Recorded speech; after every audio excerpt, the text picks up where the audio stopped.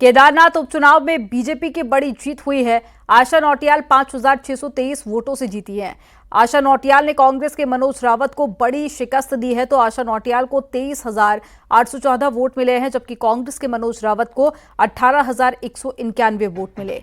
वहीं निर्दलीय प्रत्याशी त्रिभुवन चौहान को 9,303 वोट मिले। वहीं आशा नौटियाल ने बंपर जीत के लिए जनता का आभार जताया।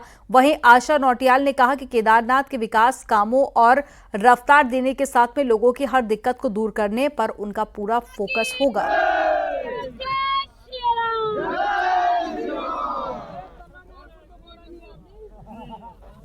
केदारनाथ की जनता ने आखिरकार बीजेपी को इस पूरे क्षेत्र से जिताया, यानी कि 5,000 वोटों से बीजेपी की जो प्रत्याशी आशा नौटियाल है उनको जीत मिली है। मैं केदारनाथ विधानसभा की देवतुल्य जनता को, देवतुल्य कार्यकर्ताओं को और देवतुल्य मतदाताओं को बहुत बहुत धन्यवाद और आभार व्यक्त करती हूँ कि जिन्होंने भारतीय जनता पार्टी का समर्थन कर केदारनाथ विधानसभा को विकास के क्षेत्र में आगे बढ़ाने के लिए अपना मतदान दिया है। और धन्यवाद। बिल्कुल, क्योंकि 5,000 वोटों से आपको लीड मिली है, तो क्या कितनी उम्मीद है? उम्मीद तो ये बताई जा रही है ज्यादा मिलेंगे। नहीं, बहुत दिया है केदारनाथ की जनता ने। मैं उनका दिल से आभार व्यक्त करती हूँ और यहाँ के एक एक मतदाता का, देवतुल्य मतदाता का, देवतुल्य कार्यकर्ता का और समस्त जनता का आभार व्यक्त करती हूँ। रोड मैप क्या रहेगा आगे का?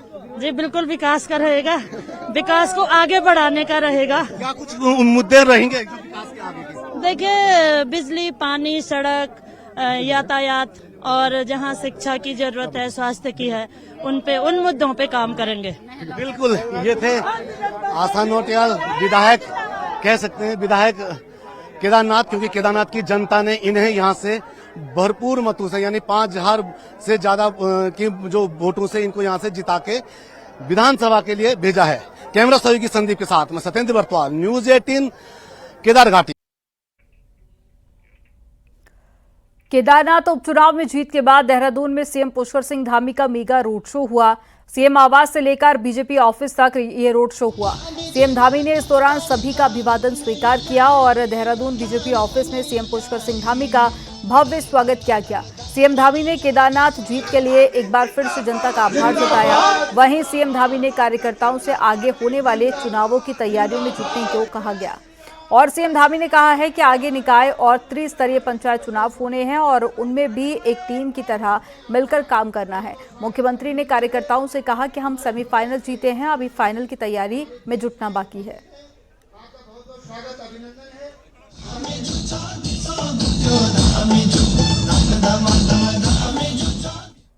केदारनाथ में बीजेपी की बड़ी जीत पर सीएम पुष्कर सिंह धामी ने जनता का आभार जताया। सीएम धामी ने कहा कि ये सुशासन की जीत है, इसके साथ ही ये जीत प्रधानमंत्री मोदी के विकास कामों की जीत है।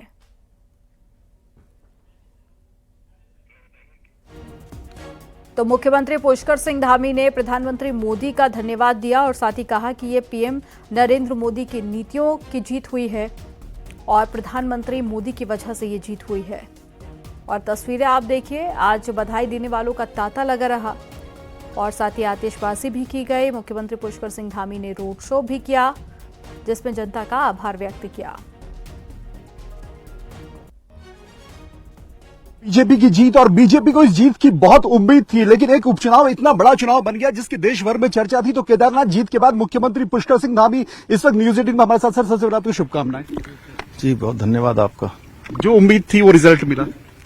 मैं बाबा केदार को नमन करता हूं कि उनके आशीर्वाद से लगातार हम हर क्षेत्र में आगे बढ़ रहे हैं। उत्तराखंड आगे बढ़ रहा है, हमारे प्रधानमंत्री आदरणीय मोदी जी के नेतृत्व और मार्गदर्शन में लगातार आगे बढ़ रहा है। मैं केदारनाथ विधानसभा की देवतुल्य जनता को बहुत उनका आभार व्यक्त करता हूं कि उन्होंने विकास के क्रम को आगे बढ़ाया है और एक बड़ी जीत श्री केदारनाथ विधानसभा में भारतीय जनता पार्टी की प्रत्याशी आशा नौटियाल को जिताकर हमारे निश्चित रूप से हमारा प्रोत्साहन किया है। और ये जीत है, सुशासन की जीत है, ये जीत हमारे प्रधानमंत्री आदरणीय मोदी जी की जीत है, ये जीत विकास की जीत है और ये जीत हमारी नीतियों की भी जीत है। ये उन लोगों के मुंह पर करारा तमाचा है जिन्होंने वहां पर झूठ और भ्रम की राजनीति की, क्षेत्रवाद फैलाने का काम किया, जातिवाद फैलाने का काम किया, निचले स्तर पर आकर जिन्होंने इस चुनाव में सारी मर्यादाओं को तार तार कर दिया, ये उनके मुंह पर तमाचा है। ये कांग्रेस पार्टी और जितने भी विपक्षी लोग हैं जो कह रहे थे कि ये सेमीफाइनल है, ये चुनाव हमारा सरकार के साथ है, उनके मुंह पर भी जनता ने करारा तमाचा देकर उनके मुंह को बंद कर दिया है। अयोध्या, रामेश्वर, बद्रीनाथ और एक परसेप्शन ये क्रिएट किया गया कि जहां जहां धार्मिक स्थल है वहां बीजेपी हारती है। केदारनाथ में टूटा है सर।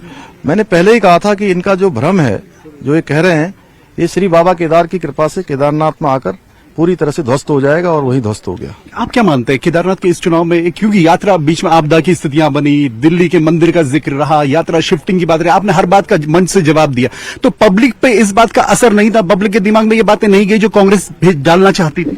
देखिए, झूठ और भ्रम ज्यादा दिनों तक नहीं चलता है, क्योंकि आंकड़े बताते थे कि 56 दिन यात्रा कम होने के बाद भी 16,52,000 यात्रियों ने बाबा केदार के दर्शन किए हैं। इसी प्रकार से इन्होंने जो शिला ले जाने की बात करी, अन्य बातें करी, उन सभी पर जनता ने इनको करारा जवाब देकर इनके मुंह को बंद कर दिया है। अब ये फाइनल की बात करते थे कि हम 2027 का हमारा फाइनल है, 2024 में ही सेमीफाइनल में ही इनको बाहर कर दिया है जनता ने। आपको यहां से स्थितियां सर, अब आपको लगता है बीजेपी, ये जो केदारनाथ का आज रिजल्ट आया है, ये रिफ्लेक्शन है 2027 का? ये बहुत बड़ी जीत है, क्योंकि इसमें सारी जितनी भी राष्ट्र विरोधी शक्तियां हैं वह तक जो है इस पूरे चुनाव में कहीं न कहीं किसी न किसी प्रकार से अपने को सम्मिलित किए हुए थे। उन सभी के मुंह पर तमाचा है और भारतीय जनता पार्टी के हर एक कार्यकर्ता को इससे निश्चित रूप से प्रेरणा भी मिली है, उनके अंदर उत्साह भी आया है। और आगे आने वाले जो हमारे चुनाव हैं, निकाय के चुनाव हैं, पंचायतों के चुनाव हैं, फिर विधानसभा के चुनाव हैं, सभी चुनावों में भारतीय जनता पार्टी उत्तराखंड की देवतुल्य जनता का आशीर्वाद लेकर आगे बढ़ेगी। कांग्रेस ने सभी बड़े नेता वहां पर उतारे, तो आपको लगता है सबको रिजेक्ट किया है? केदारनाथ की पब्लिक ने यह बता दिया कि कांग्रेस से सब नेता रिजेक्ट है उत्तराखंड में। झूठ और भ्रम की राजनीति, क्षेत्रवाद, जातिवाद, इसको पूरी तरह से नकारा है और जो राजनीति के निम्नतम स्तर को जनता ने एक किनारे कर दिया है, सेमीफाइनल में बाहर कर दिया। तो मुख्यमंत्री पुष्कर सिंह धामी जिनका साफ तौर पे कहना है कि जो केदारनाथ का रिजल्ट है वो सेमीफाइनल का रिजल्ट है और फाइनल जो 2027 में होना है उसके लोग पूरी तरह आश्वस्त हैं कि बीजेपी के पक्ष में ही वो नतीजे रहेंगे, और ये साफ तौर पर आज केदारनाथ के उपचुनाव ने साबित भी कर दिया है। कैमरा पर्सन दीपक उपाध्याय के साथ दीपांकर भट्ट, न्यूज 18 देहरादून। केदारनाथ चुनाव में बीजेपी ने बड़ी जीत दर्ज की है और इस जीत में बड़ा संदेश छिपा है। केदारनाथ में मुख्यमंत्री पुष्कर सिंह धामी का जादू चल गया है और सीएम धामी के प्रचार का यहां पर जबरदस्त फायदा भी मिला। यही नहीं, कुछ लोगों की तरफ से जो क्षेत्रवाद के आरोप भी लगाए गए थे वो पूरी तरह से ध्वस्त हो गए हैं और उत्तराखंड में मुख्यमंत्री पुष्कर सिंह धामी एक बार फिर से सबसे बड़े लीडर साबित हुए हैं। यही नहीं, सीएम धामी ने केदारनाथ जीत के साथ ही पार्टी के अंदर अपनी पोजीशन और ज्यादा मजबूत कर ली है। रिपोर्ट में आपको दिखाते हैं।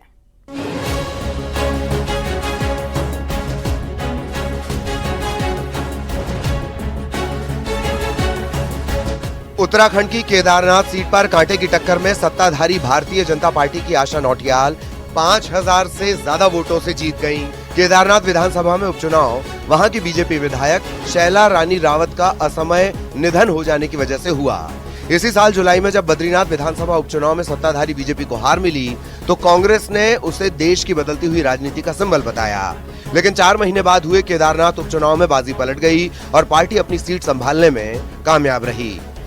बीजेपी की हिंदूवादी राजनीति में बद्रीनाथ और केदारनाथ विधानसभा सीट बहुत मायने रखती है। लाखों हिंदुओं के आस्था के प्रतीक इन दोनों विधानसभा सीटों में आने वाले केदारनाथ और बद्रीनाथ धाम में देश भर से श्रद्धालु आते हैं। जाहिर तौर पर यह माना जाता रहा है कि इन सीटों पर बीजेपी की पकड़ है। बद्रीनाथ सीट पर जब बीजेपी की हार और कांग्रेस की जीत हुई तब बीजेपी की लीडरशिप भी सोचने पर मजबूर हुई कि आखिर गड़बड़ हुई कहां। इसी से सबक लेते हुए केदारनाथ सीट पर बीजेपी ने कोई चांस नहीं लिया। केदारनाथ धाम में 2013 की हिमालयन आपदा के बाद प्रधानमंत्री नरेंद्र मोदी ने 2014 में केंद्र की सत्ता संभालने के बाद केदारनाथ वैली में पुनर्निर्माण के कामों को अपनी प्राथमिकता में रखा। उसके बाद पीएम मोदी कई बार केदारनाथ आए हैं। केदारनाथ से उनका सीधा कनेक्शन है और ये बात मुख्यमंत्री पुष्कर सिंह धामी और पार्टी ने प्रमुखता से उपचुनाव की सभाओं में उठाया है। जहां से ये प्रचंड जीत बाबा के आशीर्वाद से मिली है। जो लोग कहते थे कि अयोध्या, बद्रीनाथ, उनके मुंह पर जनता ने करारा तमाचा मारा है, उनको अपने वोटों से जवाब दिया है। मैं एक बार फिर से हमारे प्रधानमंत्री जी के नेतृत्व में जो विकास का क्रम हमने राज्य के अंदर शुरू किया है, अंतिम छोर के व्यक्ति तक पहुंचने का जो संकल्प लिया है, हम उसको और तेजी से आगे बढ़ाएंगे। जानकारों का कहना है कि अगर केदारनाथ की सीट बीजेपी के हाथ से फिसली तो इसका दूरगामी परिणाम हो सकता है। पर बीजेपी को उपचुनाव की जीत का तोहफा देकर सीएम धामी ने पार्टी में अपना कद और सरकार के भविष्य के अटकलों को लेकर विराम लगा दिया है। दरअसल बीजेपी के लिए केदारनाथ प्रतिष्ठा से जुड़ी हुई सीट रही। इस साल चारधाम यात्रा में भारी भीड़ आने के बाद और बारिश की वजह से यात्रा में व्यवधान आया। इसके लिए वोटर्स के बड़े वर्ग ने राज्य सरकार को जिम्मेदार माना। इस नैरेटिव को विपक्ष ने भी हवा दी। सीएम धामी ने चुनावी सभाओं में वोटर्स को बार बार भरोसा दिलाया कि चारधाम यात्रा को स्मूथली चलाना उनकी सरकार की प्राथमिकता में है। सीएम के साथ पार्टी के बड़े नेता और संगठन के नेता भी जुड़े। राष्ट्रीय स्वयंसेवक संघ ने सैकड़ों मीटिंग्स की। इसका असर यह हुआ कि बीजेपी केदारनाथ का किला बचाने में कामयाब रही। न्यूज़ 18 के लिए अनुपम त्रिवेदी की रिपोर्ट। वहीं पौड़ी से बीजेपी सांसद अनिल बलूनी ने केदारनाथ चुनाव में जीत पर जनता को बधाई दी। वहीं अनिल बलूनी ने आशा नौटियाल को शुभकामनाएं दी। अनिल बलूनी ने कहा कि ये जीत प्रधानमंत्री मोदी और सीएम धामी के विकास कामों की जीत है। जनता ने बीजेपी सरकार के विकास कामों पर मोहर लगाई है। दिल्ली बीजेपी ऑफिस में जीत का जश्न मनाया गया, जिसमें सांसद अनिल बलूनी के साथ में बीजेपी के कई बड़े नेता मौजूद थे। राष्ट्रीय मुख्यालय में इस समय लड्डू बट रहे हैं, तो आप देख सकते हैं कि प्रश्न शुरू हो चुका है। महाराष्ट्र में बीजेपी की बम्पर जीत हुई है और उसके बाद में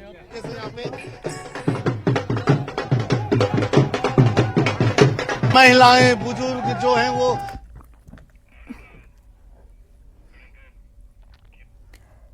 केदारनाथ में बीजेपी की बड़ी जीत हुई है। आशा नौटियाल ने कांग्रेस के मनोज रावत को हराया है।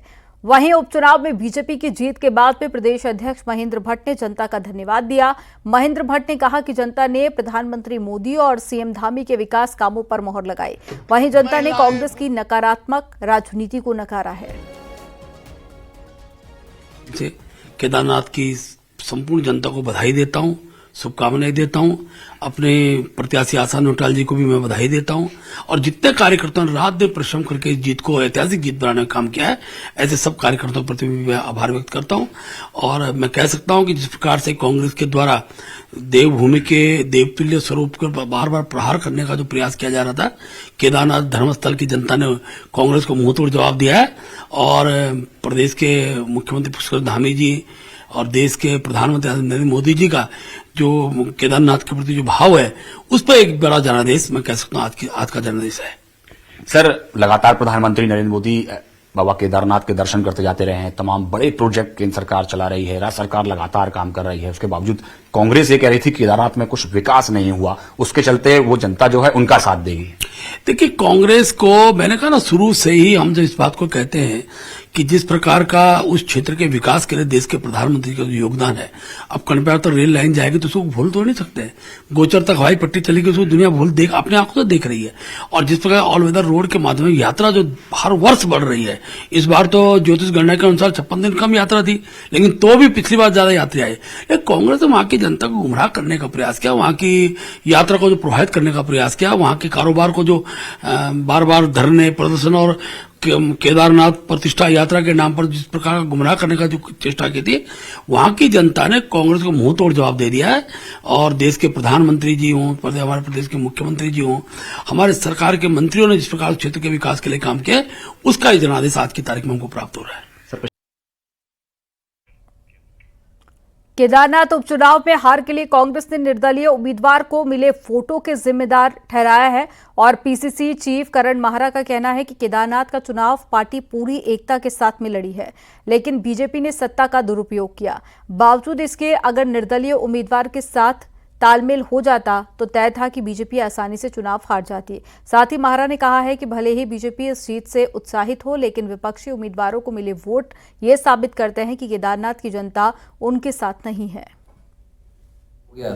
निर्दलीय प्रत्याशी थे त्रिभुवन जी, चौहान, उन्होंने भी लगभग 9,000 के आसपास वोट लाए हैं। और मुझे लगता है कि अगर त्रिभुवन भाई के वोटों को और कांग्रेस के वोटों को जोड़ा जाए तो ये बीजेपी के मतों से कहीं अधिक है, और उस लिहाज से देखा जाए तो बीजेपी की ये विन नहीं है, उतनी बड़ी जीत में नहीं देखता हूँ। अल्मोड़ा पहुंचे हरीश रावत ने केदारनाथ में कांग्रेस की हार पर कहा कि ये कांग्रेस के साथ उन लोगों के लिए भी चिंता की बात है जो पहाड़ की बात करने वाले हैं। वहीं हरीश रावत ने केदारनाथ में बीजेपी की जीत को उनके धन बल की जीत करार दिया है। कांग्रेस के लिए चिंताजनक पहलू नहीं है, ये सारे जो उत्तराखंड और पहाड़ की बात करते हैं, केदारखंड की बात करते हैं, उन सब के लिए भी चिंताजनक पहलू है। भाजपा के सत्ता और शराब और धन बल की जीत है, मगर उत्तराखंड की हार है, उत्तराखंडी सरोकारों की हार है। मनोज रावत मेरी नज़र में आज भी जिन चीज़ों के खिलाफ उत्तराखंड खड़ा है, लड़ रहा है, आवाज़ उठा रहा है, उसके लिए एक मुफीद जनप्रतिनिधि है। केदारनाथ उपचुनाव के रिजल्ट के बाद पे कांग्रेस ऑफिस में सन्नाटा पसरा हुआ है। कांग्रेस ऑफिस से नेता गायब दिखे। कांग्रेस जीत को लेकर बड़े बड़े दावे कर रही थी, लेकिन दावे फेल साबित हो गए। निर्दलीय त्रिभुवन सिंह चौहान ने कांग्रेस की हालत खराब कर दी, तो वहीं कांग्रेस महिला प्रदेश अध्यक्ष ज्योति रौतेला ने कहा है कि कांग्रेस को यहां से सोचना होगा कि 2027 की रणनीति कैसे बनाई जाए। देखिए, अच्छा रिजल्ट नहीं है, ये हम लोगों को सोचना ही पड़ेगा कि ऐसा क्या हुआ कि इतनी जो नाराजगी भाजपा के प्रति लोगों की थी, यात्रा का पूरा रूट डाइवर्ट हो गया था। लेकिन कहीं न कहीं हम लोगों को जो त्रिभुवन सिंह चौहान चुनाव लड़े उसका भी असर पड़ा, क्योंकि जो जिस साइड पे सबसे ज्यादा नाराजगी भाजपा के प्रति थी वो बहुत निर्दलीय में शिफ्ट हो गया। और कांग्रेस को और हमको 2027 के लिए भी ये सोचना पड़ेगा कि अब हमको अपनी रणनीति कैसे बनानी पड़ेगी, हमको मैन टू मैन कैसे जाना पड़ेगा, क्योंकि ये जो आज का रिजल्ट है ना ये कांग्रेस के लिए अच्छा है ना ये भाजपा के लिए अच्छा है।